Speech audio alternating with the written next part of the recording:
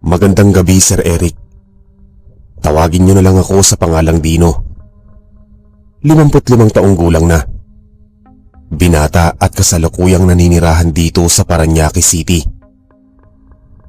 Nangungupahan lamang po ako sa isang maliit na barong-barong sa likod ng isang abandonadong sinihan. Sa edad kong ito ay namuhay akong mag-isa na walang katuwang sa buhay. Nagkaroon naman ako ng ilang karelasyon sa aking kabataan, pero lahat sila'y hindi nagtagal.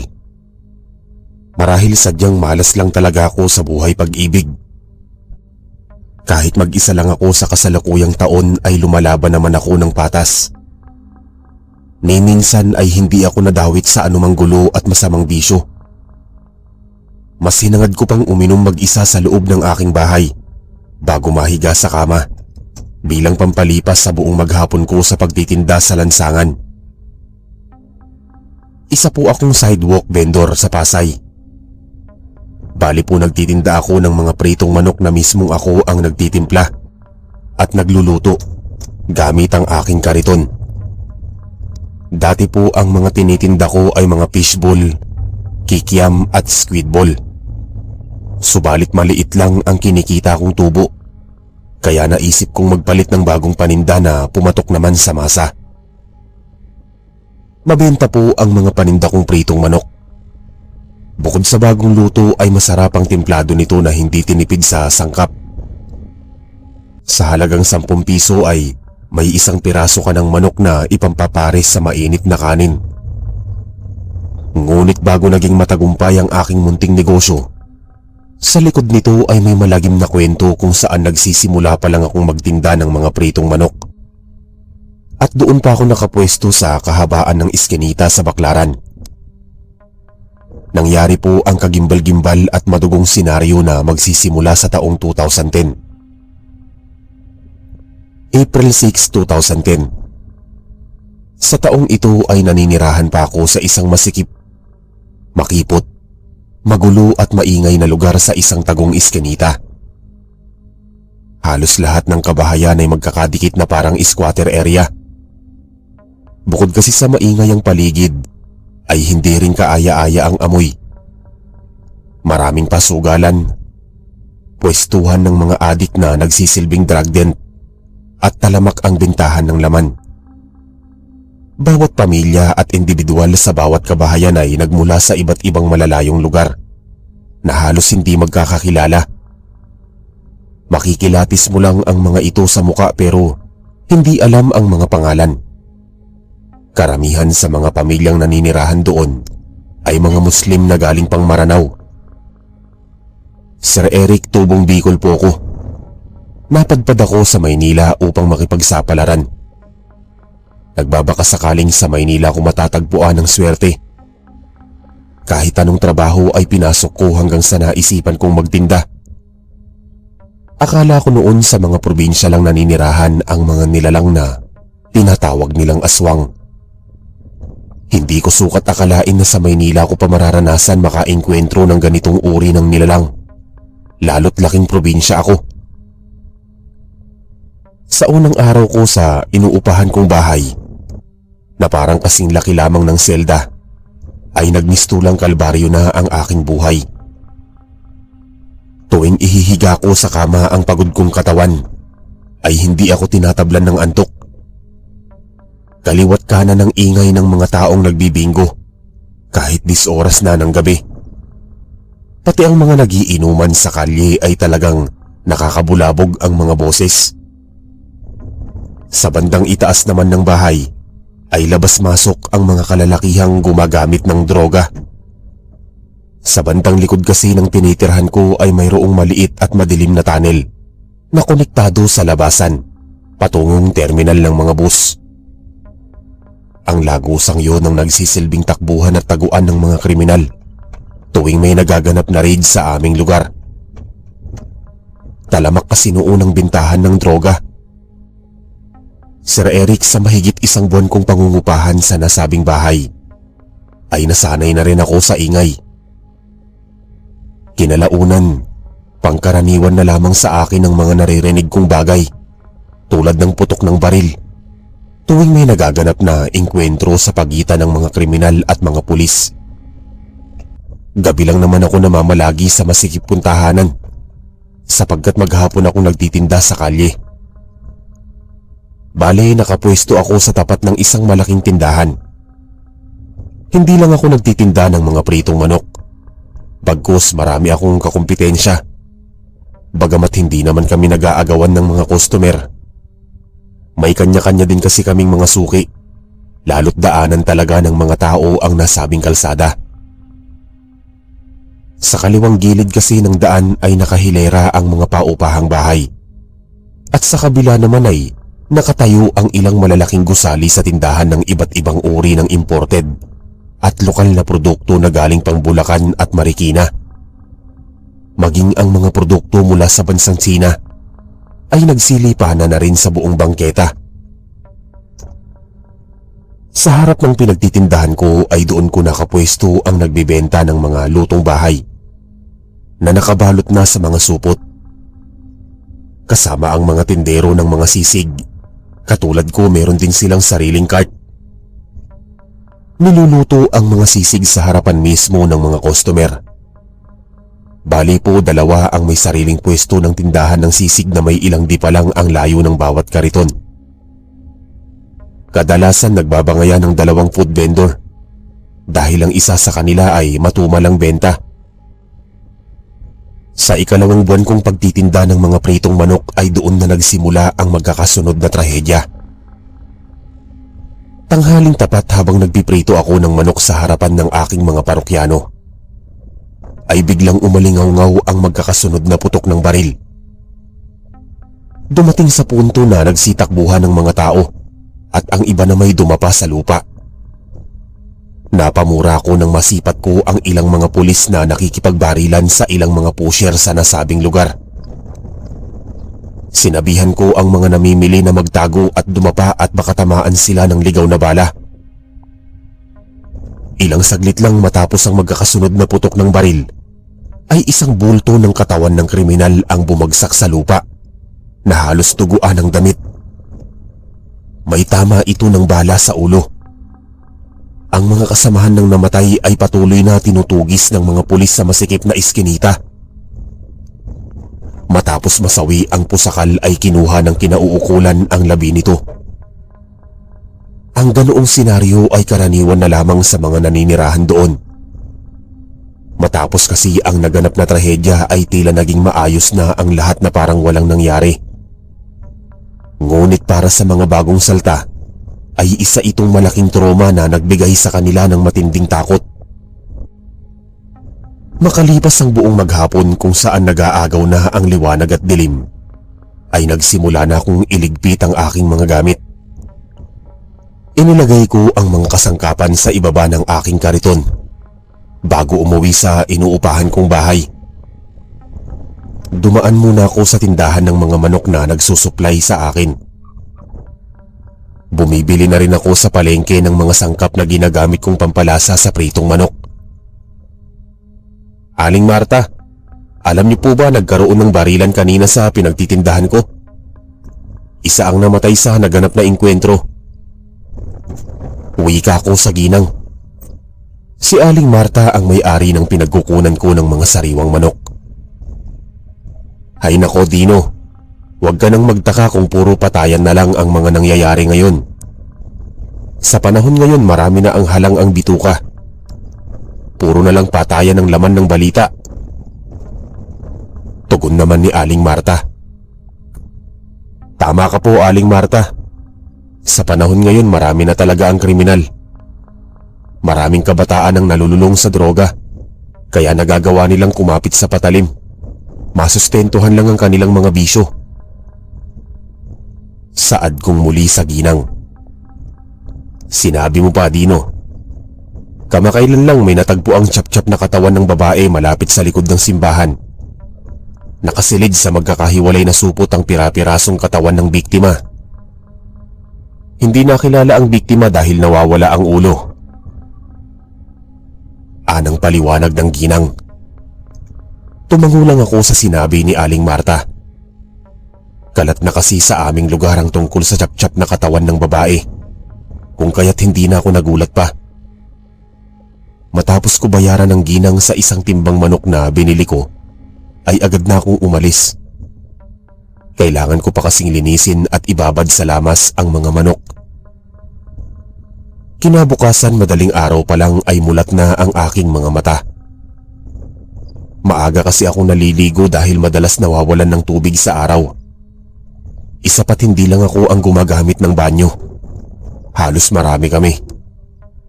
Mapalad ang nangungupahan sa ikalawang palapag dahil wala silang kaagaw sa palikuran. 6:00 pa lang kasi ng umaga ay marami na akong customer. Karamihan sa kanila ay mga tindero-tindera sa mga mall sa Baclaran. Sa buong maghapon ko sa pagtitinda ng mga pritong manok ay wala namang nangyayaring kaguluhan. Naging pangkaraniwan lamang noon ang araw. Subalit pagsapit ng gabi ay nagkaroon ng mainit na tagpo sa pagitan ng dalawang nagtitinda ng mga sisig. Dinagsa kasi ang isang pwesto ng maraming parokyano, habang ang isa naman ay nilalangaw. Marahil matagal nang nagtitinda ang isa, kaya marami na itong mga suki at kilala na siya sa mga taga roon.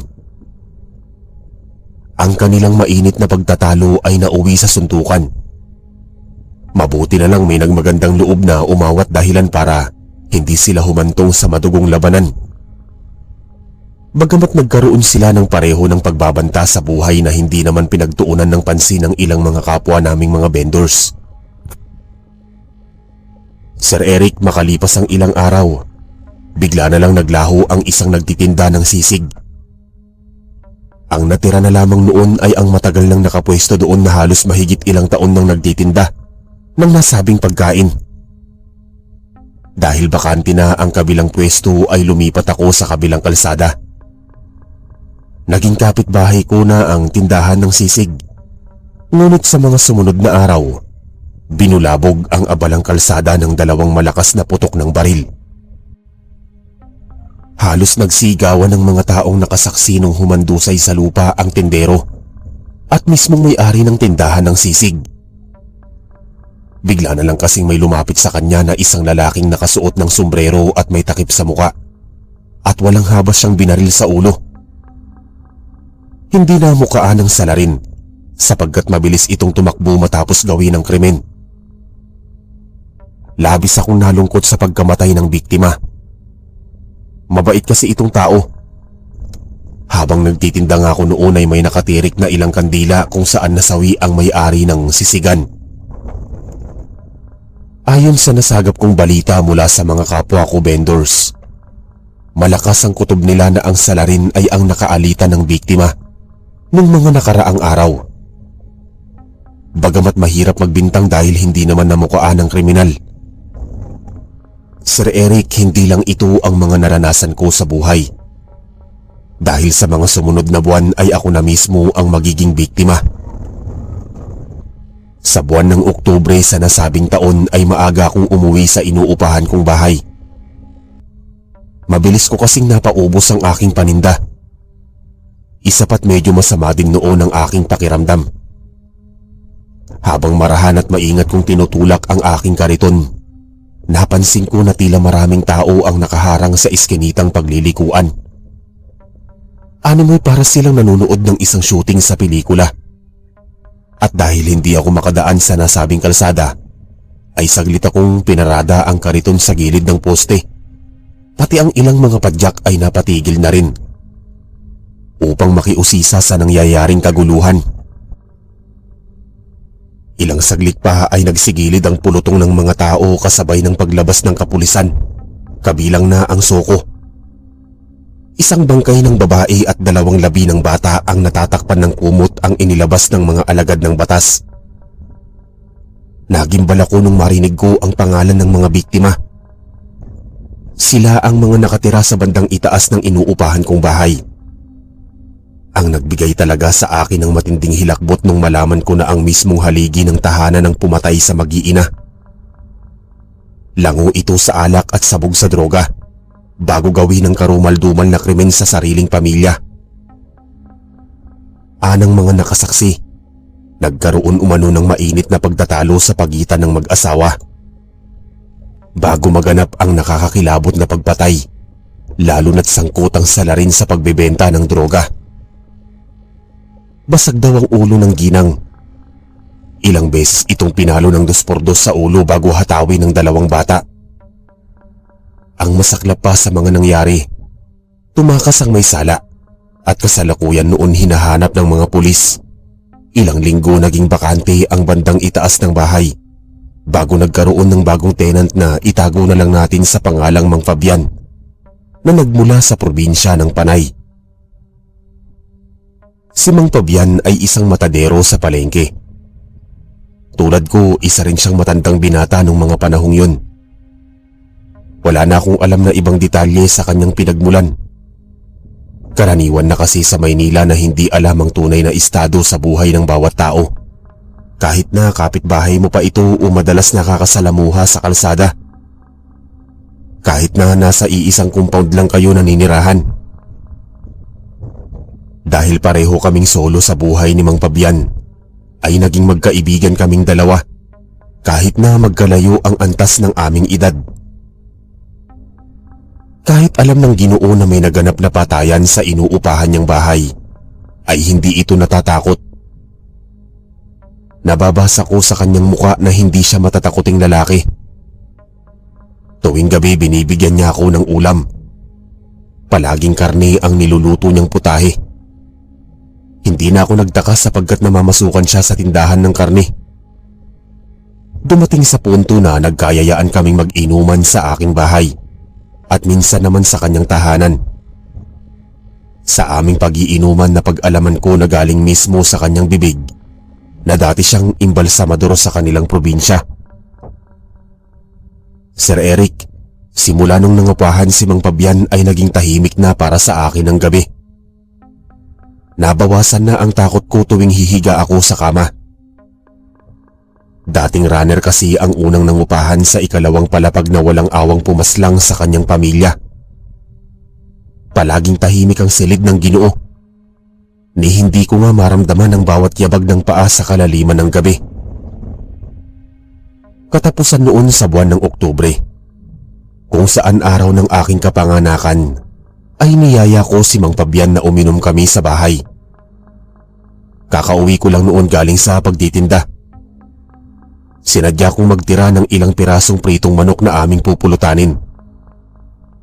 Pagkauwi ko sa bahay, matapos iparada ang kariton sa gilid ng entrada ng pinto, ay agad akong umakyat sa hagdanan. Nakasarado ang bintana at pintuan, kaya nagawa kong tawagin ang pangalan ng Ginoo na agad naman niyang binuksan. Magandang gabi po, Mang Fabian. Gusto sana kitang yayain uminom sa bahay. Okay lang po ba sa'yo? May inihanda na akong alak at pulutan. Birthday ko kasi ngayong araw. Bungad na wika ko sa Ginoo. Oo naman, Dino. Pwedeng pwede. Basta alak, hindi ko yan tatanggihan. Happy birthday pala sa'yo, Dino. Tamang-tama. Malapit nang maluto ang nilaga kong karne. Masarap itong pulutan. Tugon naman ni Mang Fabian at magiliw akong binati. Mukhang masarap nga ang niluluto mong ulam, Mang Fabian. Amoy pa lang, panalo na. Saad kong muli dito bago nagpaalam. Sir Eric, nakaayos na sa ibabaw ng lamesa ang lahat nung dumating ang Ginoo. Bit-bit ang kasirola na naglalaman ng nilagang baboy. Kami lang dalawa ang nagiinuman ng mga oras na yon. Bawat palitan namin ng tagay ay sinasabayan ko ng paghigop ng mainit na sabaw na humahagod sa aking lalamunan. Napakasarap ng pagkakaluto. Templado at malasa ang sabaw at sobrang lambot ng laman. Lalo na ang taba na lumulutang sa ibabaw ng mangkok. Napakasarap mo talagang magluto, Mang Fabian. Siguro bata ang baboy kaya malambot ang karne. Papuri ko sa aking kainuman. Matanda na ang kinatay kong baboy, Dino. Pinakuluan ko lang ng maigi ang karne para mas lalong lumambot. Sige lang, humigop ko lang ng sabaw at kumain ng laman. Marami yan, at tayong dalawa lang naman ang mamumulutan. Ikaw rin, Dino. Masarap ang pagkakaprito mo ng manok. Kahit na malamig na ito ay malutong pa rin ang balat. Tamang-tama ang pagkakatimpla mo ng sangkap. Anim ang pabiyan at nakangiting pinuri ang tinda kong pritong manok. Dahil bisyo ko na ang pag-inom ng alak ay hindi na ako madaling tamaan. Ginagawa ko rin itong pantanggal pagod at pampalipas oras bago mahiga sa kama. Sa naganap na inuman ay marami kaming napag-usapan. Pati ang pag-iimbalsamo ni Mang Pabian ay aming naungkat. Kinilabutan pa nga ako habang kinikwento niya sa akin kung paano niya ginagawa ang proseso sa paglilinis sa malamig na bangkay. Sa kasarapan ng aming inuman ay inabot kami ng madaling araw. Nagawa naming mapatumba ng 2 bote ng alak na hindi pa rin magawang malasing, kaya naisipan naming uminom pa ng panghimagas. Buhat nung magtoma kami ni Mang Pabian sa aking kaarawan, ay tila mas lalong naging malalim ang aming samahan bilang isang magkaibigan. Subalit may mga bagay na hindi ko lubos maunawaan sa pagkatao ng Ginoo. Para kasing masyadong misteryoso ang kanyang pagkatao. May minsan hindi ko pa ito nakitang kumain ng gulay. Palagi kasing karne ang kanyang nilulutong ulam.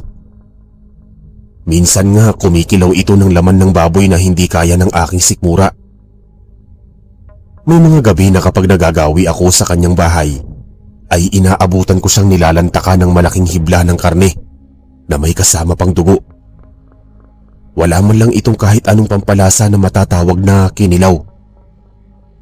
Paliwanag ni Mang Pabian, mahilig umano siya kumain ng hilaw na karne sa kanilang probinsya. May pagkakataon din na tuwing binibigyan ko ito ng ilang piraso ng pritong manok na natitira ko sa aking pagtitinda, ay hindi nito ginagalaw. Naisip ko tuloy na hindi naman talaga masarap para sa kanya ang aking paninda. Wala siyang anumang kasangkapan sa sala. Tanging mga gamit lamang sa pagluluto sa kusina ang makikita. Sa sahig lang ito natutulog na walang anumang sapin kahit na banig. Ang nakakapagtaka lang noon, Sir Eric, marami siyang koleksyon ng iba't ibang uri ng patalim na ginagamit sa pagkakatay. Marahil sadyang mahilig lang talaga ito sa pangungulekta ng mga kutsilyo. Habang tumatagal ay marami akong nakikitang pagbabago sa ikinikilos ni Mang Pabian. Madalas na itong umuuwi ng hating gabi at minsan na may madaling araw. Ang dati naming samahan kung saan palagi kaming nagkakaharap sa inuman ay naging madalang na lang. Isang araw bandang alas 5 ng hapon, nasipat ko si Mang Pabian na nagmamadaling naglalakad sa kalsada. Nakabihis ito ng magharang damit na tila may okasyon na pupuntahan. Wala na ako noon masyadong customer dahil malapit na rin maubos ang aking paninda. Tinawag ko ito ngunit hindi niya ako narinig. Sir Eric, pagka-uwi ko sa inuupahan kong bahay, pinasadahan ko ng tingin ng ikalawang palapag. Nakapatay ang sindi ng ilaw at nakasarado ang pinto at bintana. Senyales na hindi pa nakakauwi si Mang Pabian. Kumain muna ako bago ibabad sa mga aromatic ang mga paninda kong manok kinabukasan. Sumapit ang kasagsagan ng gabi kung saan nagsisimula na ang ingay sa bingguhan at mga tambay na nagiinuman sa bawat kanto. Ay mag-isa naman akong tumutungga ng alak bago matulog. Noong nakahiga na ako at malapit nang pumikit ang talukap ng aking mga mata, ay biglang lumagitnit ang hagdanang kahoy at 4 na pares ng mga paa ang nag-uunahang maglakad sa ikalawang palapag. Pakuwari ko hindi nag-iisa ang Ginoo. Dumating sa punto na bigla kong narinig ang tinig ng isang babae. Habang nakahilata ako sa kama at makikiramdam sa bahaging itaas, ay magkakasunod na umandayog sa sahig ang kasabay ng mahihinang halinghing na halatang nagtatalik ang dalawa. Sa likod ng mga halinghing ay bigla na lang binalot ng katahimikan ng silid na yon. Makalipas ang ilang minuto, naramdaman ko na parang may hinihila na kung anong bagay sa sahig sa ikalawang palapag. Gawa lang kasi sa tabla ang sahig.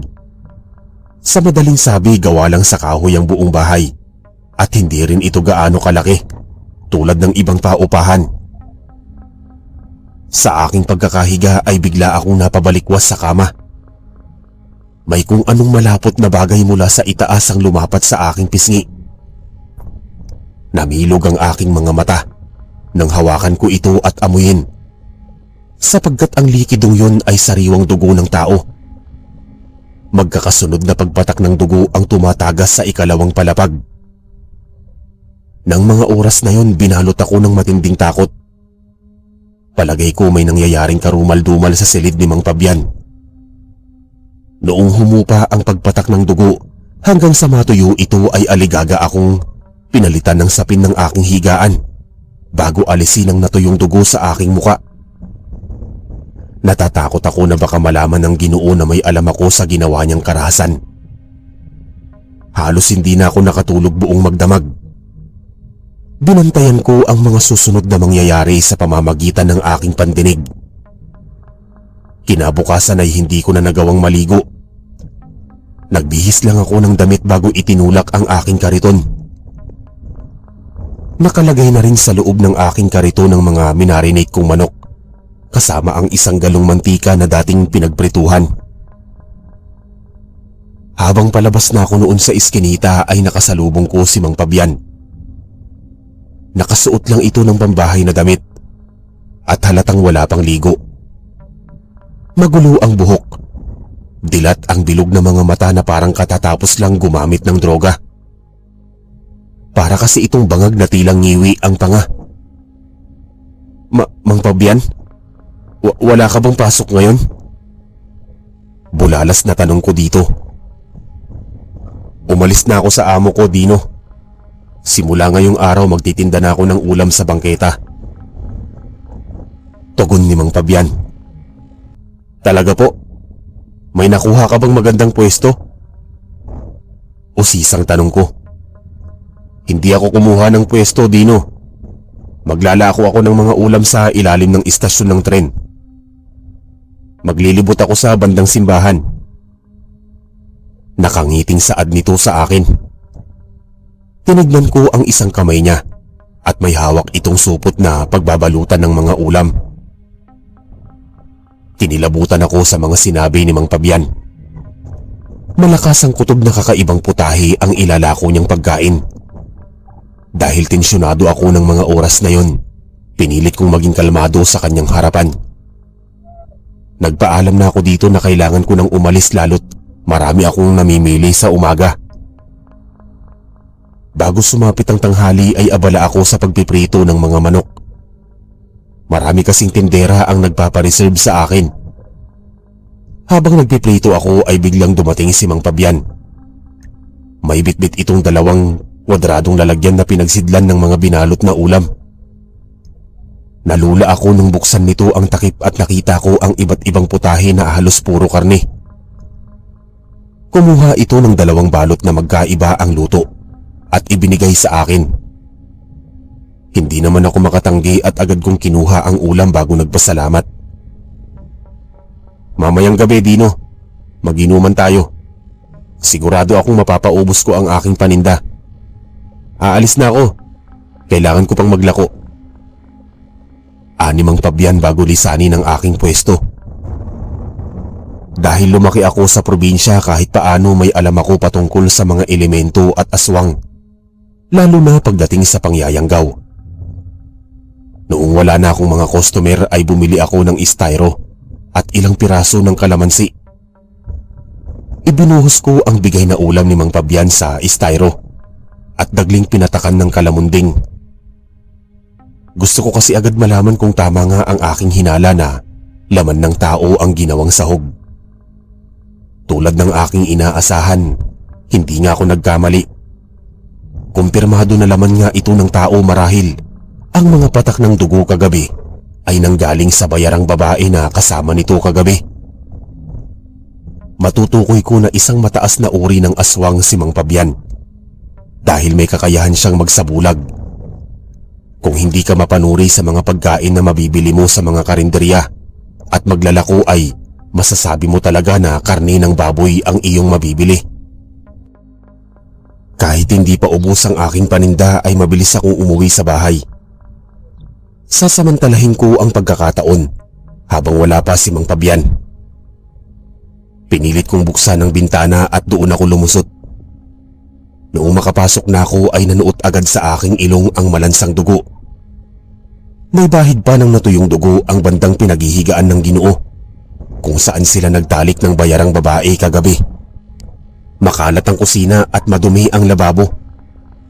Nakatiwangwang kasi ang mga sandok, kutsara, kawali, kasirola at mga pinggan. Iginayak ko ang aking paningin sa buong paligid, ngunit wala akong nakitang kakaiba, maliban na lamang sa kakaibang uri ng luya at pinatuyong balat ng palaka na nakalagay sa loob ng garapon. Ang mga bagay na yun ay lubos kong nauunawaan. Ang kakaibang luya kasi at ang tuyong balat ng palaka ay isang makalumang gawain ng mga manggagamot at mangkukulam na sangkap bilang mabisang pampatulog sa mga taong balak gawan ng masama. Sir Eric, hindi ko alam kung saan itinago ni Mang Fabian ang bangkay ng babae. Hindi naman ito kayang maubos na lutuin sa isang araw ang laman ng biktima. Hanggang sa naisip kong pasukin ng maliit na palikuran sa bandang dulo ng kusina. Sa entrada pa lang ng banyo, launinigan ko na ang malaking timba. Bago pa ito nahalatang kabibili lang. Bago ko buksan ang takip ng malaking timba ay huminga muna ako ng malalim at pilit na nilalabanan ng takot sa anumang bagay na aking makikita. Halos napaatras ako nung mabuksan ko ang takip. Tumambad sa akin ang tiyap-tiyap na katawan ng babae na ibinabad sa maraming yelo para hindi mangamoy at manatiling sariwa. Tila nais nang bumaliktad ng aking sikmura. Ibinalik ko ang takip sa timba bago lumabas sa inuupahang bahay ni Mang Fabian. Siniguro ko rin na walang magagalaw na anumang gamit sa kusina upang hindi ito maghinala. Inayos ko ang pagkakasara ng bintana bago bumaba ng hagdanan. Imbis na pumasok ako sa aking bahay, muli kong itinulak ang kariton patungo sa aking pinagpipwestuhan. Hinangad kong paubusin ang aking paninda. Natatakot kasi ako na makasalamuha muli ang madalas kong nakakainuman. Nagpanggap ako na walang nakita. Naging bulag at pipi ako sa aking nasaksihan. Ni hindi ko nga nagawang magsuplong sa mga pulis. Sa bawat oras na lumipas ay naging balisa ako. Nanatili ako sa aking pwesto kahit naubos na ang aking paninda. Hindi ko nga namalayan na malapit nang lumubog ang araw sa lalim ng mga iniisip ko. Ang katahimikan ng aking kamalayan ay biglang nagising nang dumating si Mang Fabian. Nakangisi itong lumapit sa akin at hinawakan ng aking balikat bago nagwika. Parang ang lalim yata ng iniisip mo, Dino. May problema ka ba?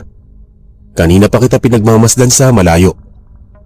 Hihintayin na lang kita mamaya sa bahay. Malaki ang kinita ko ngayon kaya sagot ko na ang alak at pulutan. Bungad na wika ni Mang Fabian na mas lalong nagbigay sa akin ng matinding takot. Tumango na lang ako at matipid na ngumiti. Simula kasi nung makita ko ang kakaibang uri ng luya at balat ng palaka, ay palaging sumasagi sa isip ko ang peligro. Anumang oras kayang-kaya akong patayin at katayin ni Mang Fabian, gamit lamang ang nakakahilong usok mula sa nasabing bagay. Marahil hindi ko na malaya ng bawat kaluskos kagabi dahil matapos paslangin nito ang biktima ay nagpausok ito gamit ang balat ng palaka. Nauugnay ang ganitong sistema sa bahaging kanluran sa sinaunang mga tribo sa mga liblib na baryo. Hindi muna ako dumako sa tindahan na pinagkukunan ko ng aking paninda. Tila nawalan ako ng ganang maghanap buhay mula nung masaksihan ko ang kahindik-hindik na sinapit ng biktima. Tuwing naiisip ko ang tiyap-tiyap na katawan ay nagsisitayuan ng aking balahibo. Upang maprotektahan ang aking sarili, bumili ako sa palengke ng maraming kalamansi. Pagkarating ko sa bahay, agad kong hiniwa ang kalamansi at piniga ang katas sa sisidlan na pinaglalagyan ng tubig. Wala pa noon sa kanyang tinutuluyan si Mang Fabian at hindi ko alam kung saan ito pumunta. Saglit akong nahiga sa pahabang bangko at nag-iisip ng paraan kung ano ang dapat gawin. Bala kong maghanap ng bagong mauupahan, maiwasan lang ang panganib. Habang tahimik akong nagmumuni-muni ay binasag ito ng malalakas na tawag ni Mang Fabian. Sinisigurado kong nakasarado ng maigi ang takip ng tumbler upang hindi umalingasaw ang amoy ng kalamansi. Gagamitin ko lamang ito kapag nasa alanganin akong sitwasyon. Kanina ka pa ba nakauwi, Dino? Dumaan pa kasi ako sa tindahan. Bumili ako ng alak at sigarilyo. Tayo na sa bahay. Simulan na natin ang inuman. Saad ni Mang Fabian, sabay sulyap sa hawak kong sisidlan ng tubig. Susunod na lang ako, Mang Fabian. Maiksing tugon ko naman dito. Bago ako lumabas sa aking tahanan ay kinuha ko muna ang maliit na patalim at sinuksok sa aking bewang. Bitbit ko rin ang tumbler na naglalaman ng purong katas ng kalamansi na may halong asin. Pagkaakyat ko sa hagdan ay naamoy ko na ang mabangong aroma na tila nagluluto ang Ginoo. Mang Fabian, ano ba ang niluluto mong pulutan? Usisang tanong ko sa kanya bago naupo sa lapag sa tapat mismo ng 1 litrong alak. Adobong bituka, Dino. Panigurado ako magugustuhan mo ang luto ko. Malapit na itong maluto. Pinakuluan ko na ito kanina bago bumili ng alak. Tugon naman nito habang abala sa paghahalo. Habang hinihintay naming maluto ang pulutan ay nag-umpisa na kaming mag-inuman. Inilagay sa lapag ni Mang Fabian ang 1 pinggan na naglalaman ng hilaw na atay na ibinabad sa suka at binudburan ng maraming sibuyas. Ayaw mo bang tikman ng kinilaw na atay? Anang tanong ni Mang Fabian matapos kong tumagay. Hindi kasi ako mahilig sa kinilaw. Mahina ang panunaw ko sa ganyang pagkain. Palusot ko naman dito. Ganun ba? Dino, pansin ko lang kanina mo pa hawak ang tumbler na yan. Ano ba ang laman yan? Parang ayaw mo nang bitawan. Usisang tanong nito sa akin. Nilagang luya ang laman nito, Mang Fabian. Medyo paus at makati kasi ang aking lalamunan. Pagsisinungaling ko sa kanya. Hindi niya matukoy ang laman nito sapagkat mahigpit kong isinarado ang takip. Noong makailang ikot kami ng tagay, ay naluto na rin ang aming pulutan na adobong bituka. Mabilis na hinango ni Mang Fabian ang kawali at isinali ng laman sa malaking pinggan. Hindi mapagkakaila na masarap talaga ang pagkakaluto. Usok pa lang ay nakakatakam na. Upang hindi ako mabisto ay sinubukan kong tikman ang bagong luto na pulutan. Unang tikim pa lang ay nasarapan na ako kahit alam kong lamang loob ito ng tao. Pilit kong tinibayan ang aking sikmura para hindi magduda ang aking kainuman na may alam na ako sa tinatago niyang lihim. Ang sarap mo talaga magluto. Panalong-panalo kang pulutan. Wika ko dito at marahang ninunguya ang kakapiranggot na laman. Sabi ko naman sa'yo na masarap talaga akong magluto.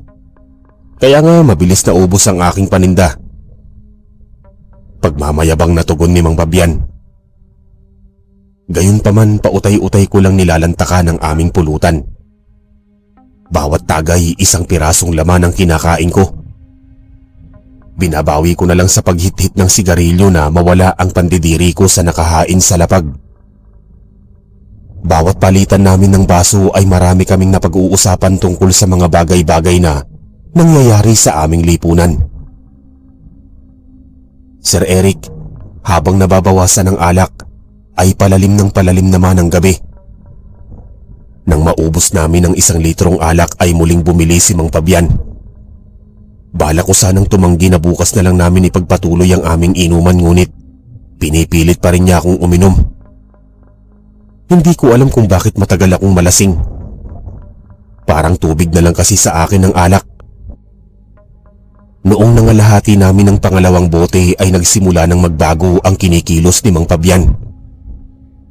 Nagsimula na ring mag-ingay ang mga nagbibingo sa kabilang bakuran. Dahil medyo tinatamaan na ako sa pangalawang bote, ay naging mapagmatsyag ako sa bawat galaw ng Ginoo. Hanggang sa dumating na nga ang oras ng kinatatakutan ko. Bigla na lang kasing isinara ni Mang Fabian ang pinto at bintana. Tumungo ito sa kusina at kinuha ang garapon na naglalaman ng kakaibang luya at tuyong balat ng palaka. Inilagay ang takip ng kaldero sa ibabaw ng lamesa at nilagyan ng laman ng garapon bago sinindihan na may kasamang kusot ng balat ng puno.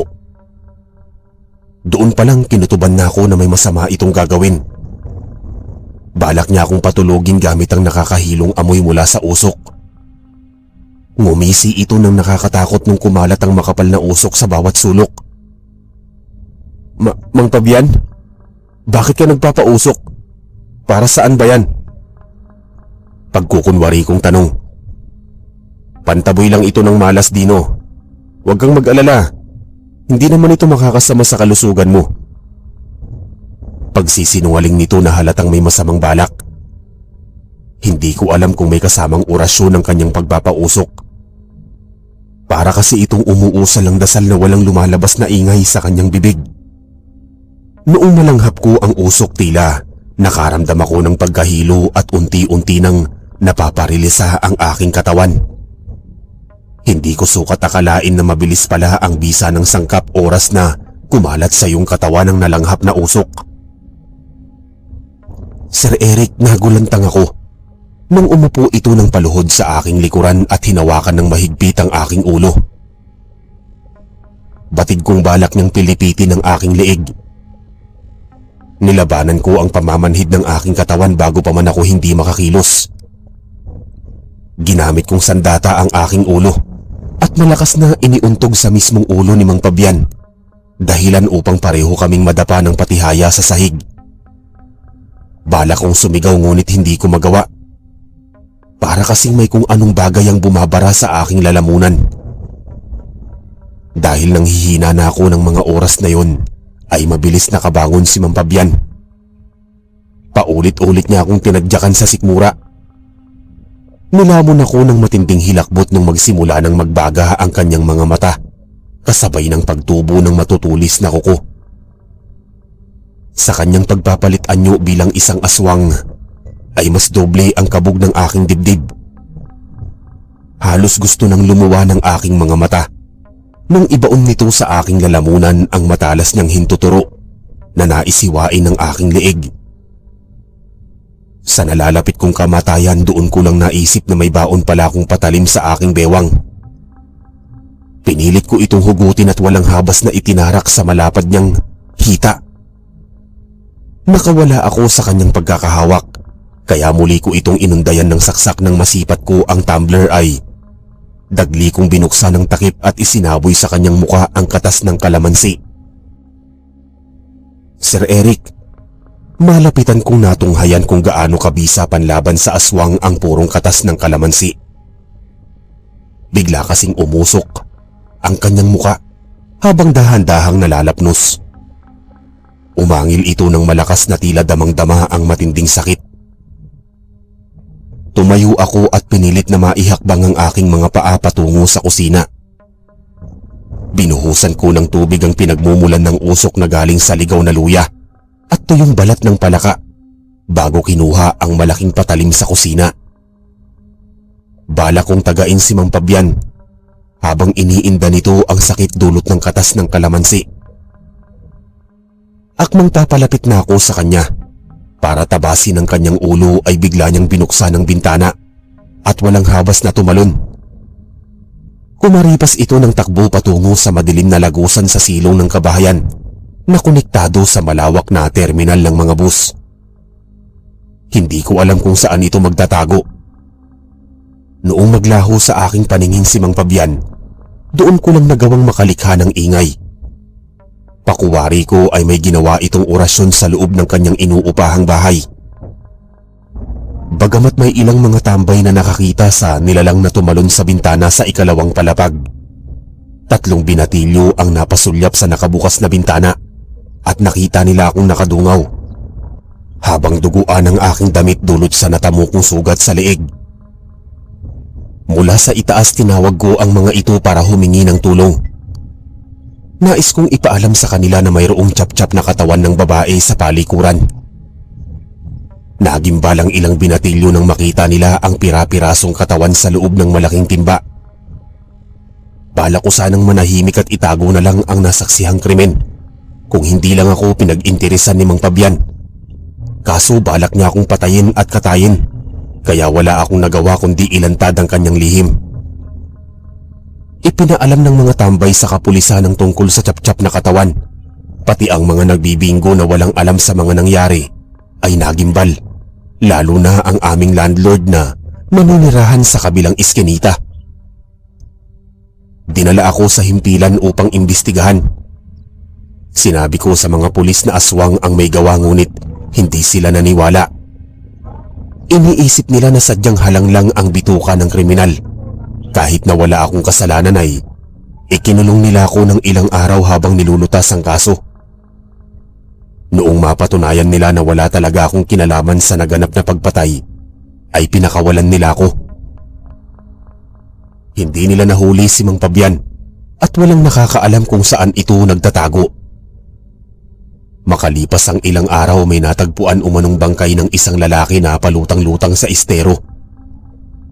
Maraming saksak ang buong katawan at may malaking sugat sa muka na tila binuhusan ng kumukulong tubig. Malakas ang kutob ko na ang natagpo ang bangkay ay walang iba kundi si Mang Fabian. Marahil na pagdiskitahan ito ng mga adik sa lansangan, lalo't wala siyang matitirahan at nagtatago siya sa alagad ng batas. Sir Eric, noong mawala sa landas ko ang Ginoo, ay agad akong naghanap ng malilipatang bahay na malayo sa dati kong inuupahan. Nababagabag kasi ako sa tuwing gabi kapag naiisip ko ang kagimbal-gimbal na pangyayari. Para sa akin, ang bahay na tinutuluyan ko ay puno ng kamalasan sapagkat ilang tao na ang nasawi doon. Ipinagpatuloy ko ang aking buhay sa bago kong tahanan. Nagbago ako ng ruta sa aking pinagtitindahan at doon ako pumwesto malapit sa simbahan. Sa bago kong sinisilungan ay naging payapa ang aking pamumuhay.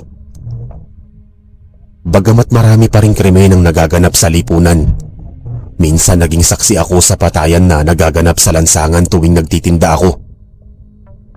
Talamak kasi sa Maynila ang kasamaan, kaya hindi na ako nagtataka sa mga marahas na gawain ng mga taong hindi marunong lumaban ng patas sa buhay. Ang tungkol kay Mang Fabian, kailan may hindi ko malilimutan. Ang peklat sa aking liig ang nagsisilbing alaala sa mataderong aswang na dating imbalsamador sa Panay.